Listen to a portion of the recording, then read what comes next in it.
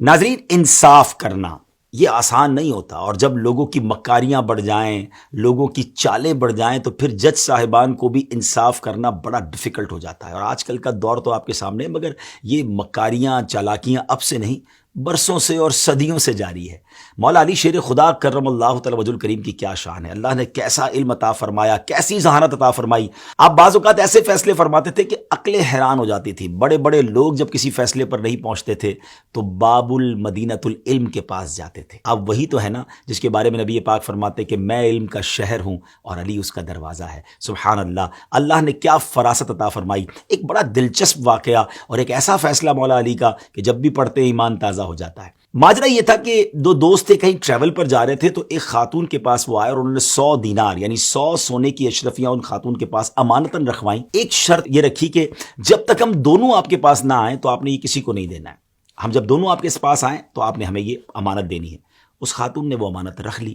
کچھ عرصے کے بعد ایک دوست آیا بڑی رونی سی صورت بنا کر کے، مجھے وہ میرے پیسے، میرا جو مال ہے وہ دے دیں۔ تو خاتون نے یاد دلایا کہ آپ ہی نے تو فیصلہ کیا تھا، آپ ہی نے یہ شرط لگائی تھی کہ دونوں ساتھ آئیں گے تب یہ مال میں نے دینا ہے۔ تو کہا بات یہ ہے کہ میرے دوست کا انتقال ہو گیا ہے، اب تو وہ نہیں آ سکتا۔ اس نے کافی رونا دھونا مچایا۔ خاتون نے کہا نہیں، آپ نے تو مجھے کہا تھا دونوں آئیں گے تو وہ دیں گے۔ اب اس شخص نے کیا کیا کہ علاقے کے جو بزرگ تھے یا علاقے کے جو امراء تھے، معزز شخصیات تھیں، ان کو جمع کیا اور رونا شروع کر دیا کہ ہم دو دوست تھے، ہمارا مال تھا، مگر ایک کا تو انتقال ہو گیا، مجھے میرا مال یہ خاتون نہیں دے رہی ہیں۔ تو علاقے کے بڑے لوگوں نے کہا کہ بات تو ٹھیک کر رہا ہے، دوست کا انتقال ہو گیا، آپ اسے مال دے دیں۔ اب وہ پیسے نکال کے اس خاتون نے اس امانت کو گویا لوٹا دیا، مگر یہ ایک چال تھی۔ 1 سال کے بعد وہ دوسرا دوست آ گیا اور آ کر کہنے لگا خاتون کو کہ مجھے میرا مال چاہیے۔ تو خاتون نے کہا تمہارا دوست تو یہ کہہ کر گیا کہ تمہارا انتقال ہو گیا اور میں نے تو وہ مال اسے دے دیا۔ اب اس نے بڑا غصہ کیا اور کہا یہ کیسے ہو سکتا ہے، ہماری تو شرط ہی یہی تھی کہ آپ دونوں جو ہے وہ جب آئیں گے جبھی وہ مال دیں گے۔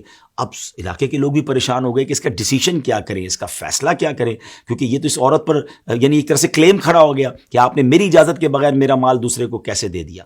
اب جناب یہ سارا معاملہ شیر خدا مولا علی کرم اللہ تعالی وجہ الکریم کی بارگاہ میں لایا گیا، اور جب مولا علی شیر خدا نے تمام واقعہ سنا تو سبحان اللہ، آپ نے جو فیصلہ سنا ہے نا، وہ کہتے ہیں نا بڑے لوگوں کی بڑی بات ہے، ایک لائن میں گویا مسئلہ آپ نے حل فرما دیا۔ آپ نے کہا ٹھیک ہے، آپ کی شرط تو یہ تھی نا کہ جب دونوں دوست آئیں گے تب پیسے چاہیے، آپ دوسرے کو لے آئیے، آپ کو آپ کا مال مل جائے گا۔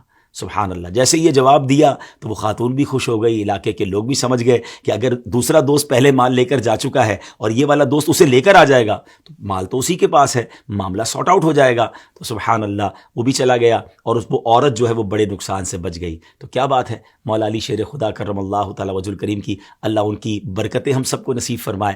انشاءاللہ مدنی چینل اور سوشل میڈیا دیکھتے رہیں گے تو اس طرح کے ایمان افروز واقعات سننے کو ملتے رہیں گے۔